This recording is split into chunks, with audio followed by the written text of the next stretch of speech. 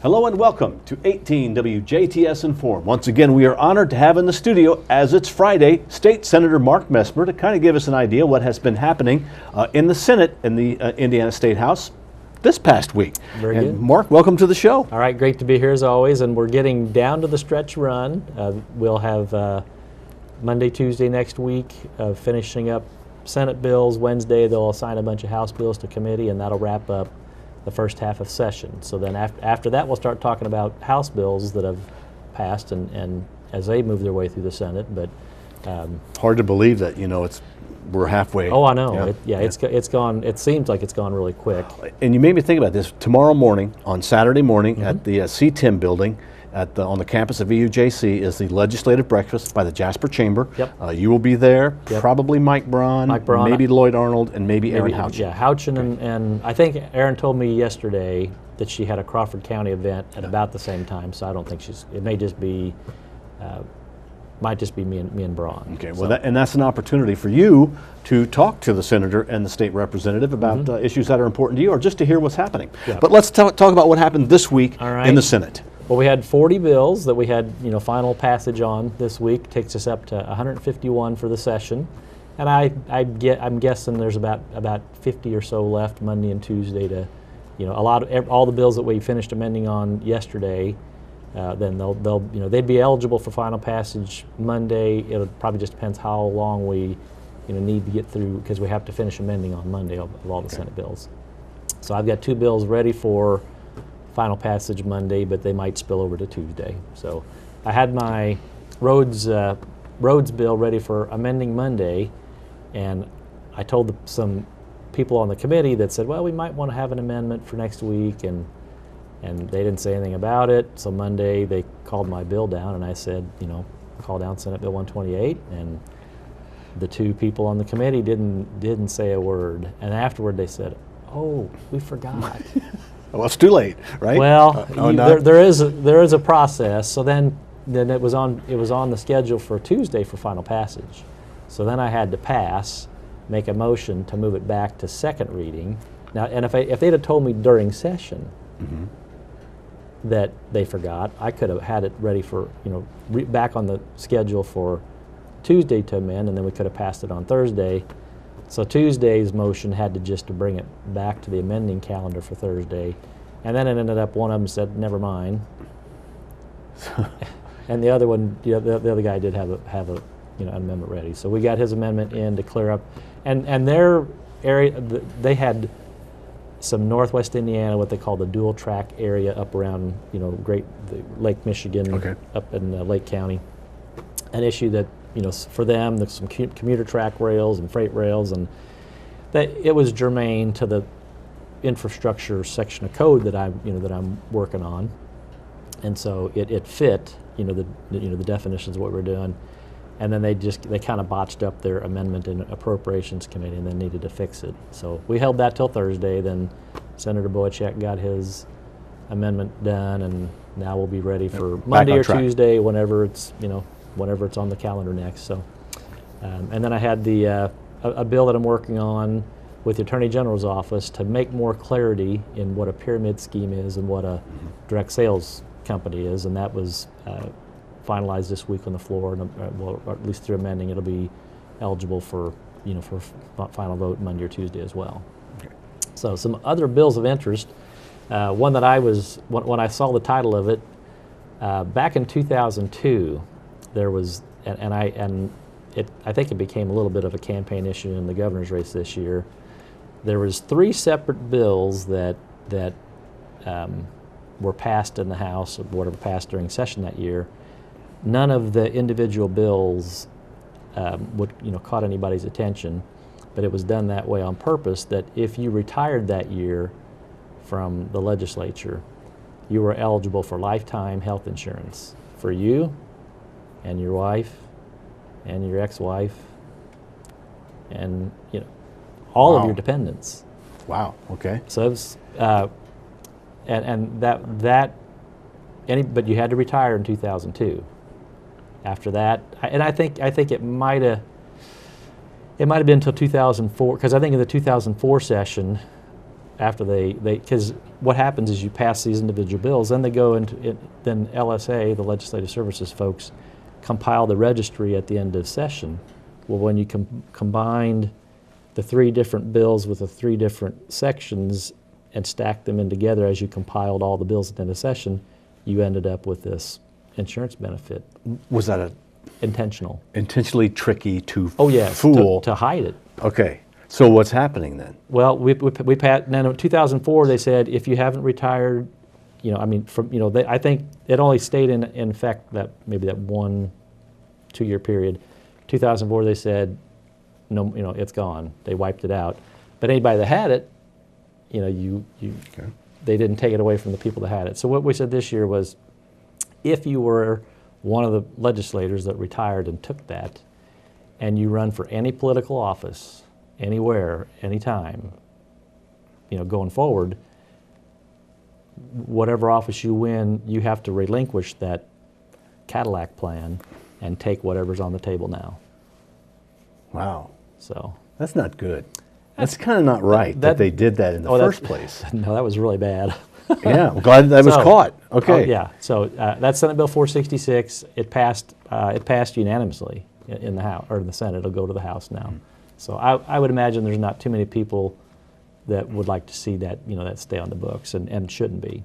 Right, especially with today's current situation with healthcare and just regular folks, the cost of what they're paying, they don't see that as fair and right. Absolutely not. Right. So a couple of gun bills that we passed this week. One was Senate Bill 43, and I'm going to say 4, 5, 6 years ago, I don't remember exactly what year it was, I was in the House, we passed a bill that said if you have a concealed carry permit and you've got, and you can drive your vehicle to work, maybe your employer doesn't want the firearm in the building, and that's their prerogative, but you could lock the, conceal the weapon in your car, lock the car, and you'd be allowed to keep it in the parking lot. We had a few exclusions. One was prison guards, prison workers.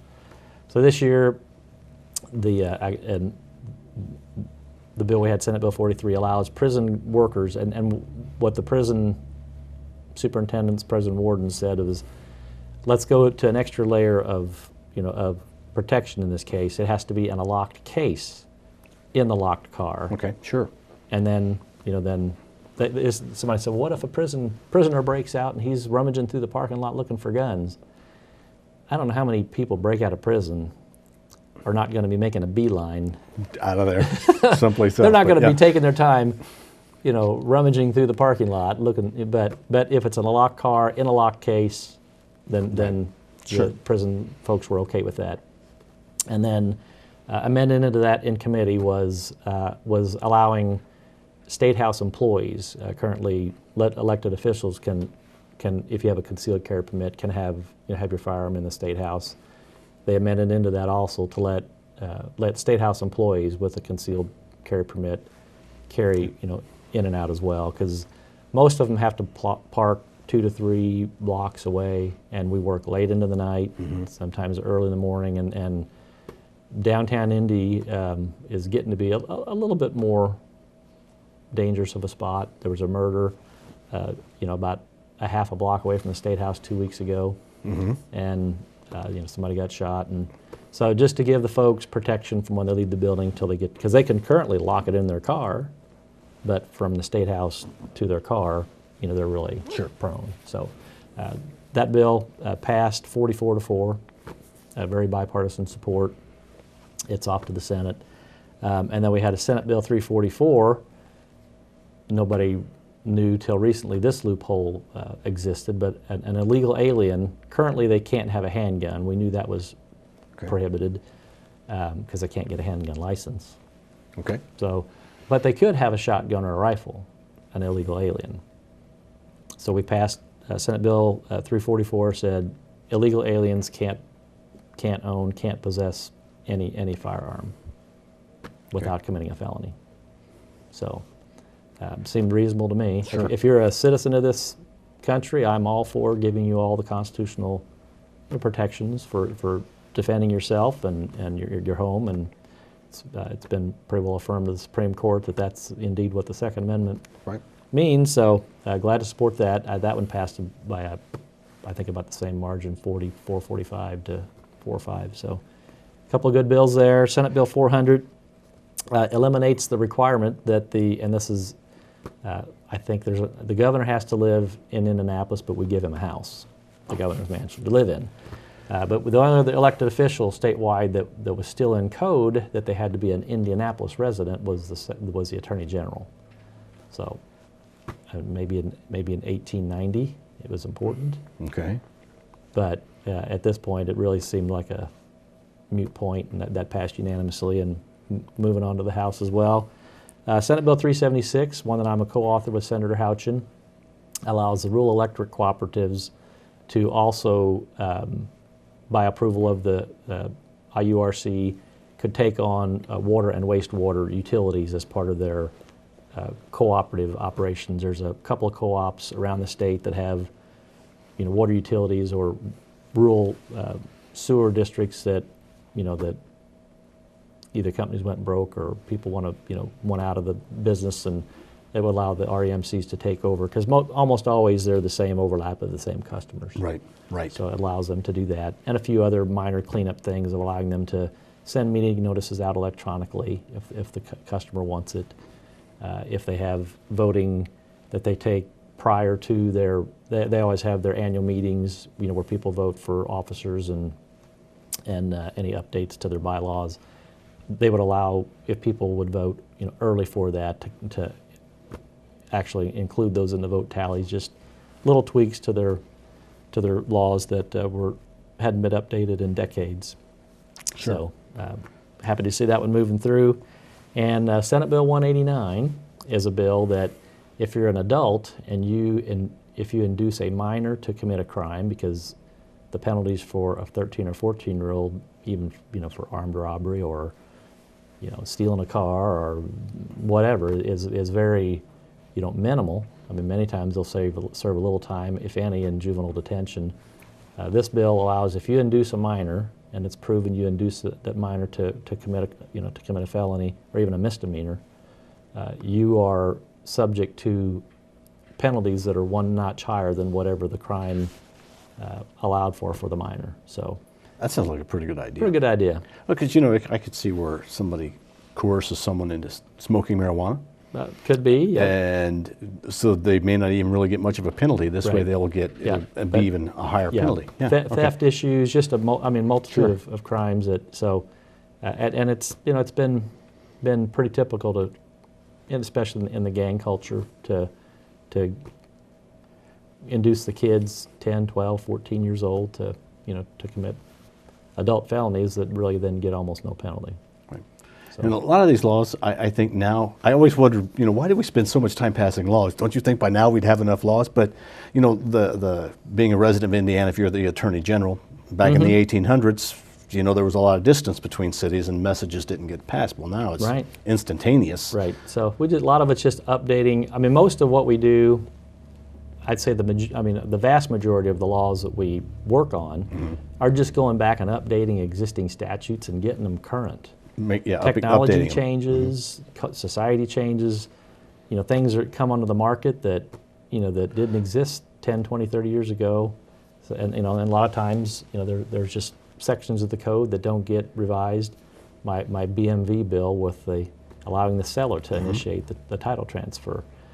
The problems that are out there that people you don't think of all of the nitty-gritty details, and when people from home many times say, hey, Mark, this is a problem. Can we fix this? And that's why you should, be in contact with your senator or your state representative, also on the federal level, to let them know what you're dealing with or things that you can see changes. And it might be something worthwhile changing. It may not be something that does change. Well, sometimes it's a little harder than we think it's going to be. Yeah. But you got to start somewhere. Yeah. But I enjoy just fixing problems for when you find out things like that are not working right, that need to be updated. I really enjoy, taking care of just real life day-to-day problems for folks and seeing them come to successful completion.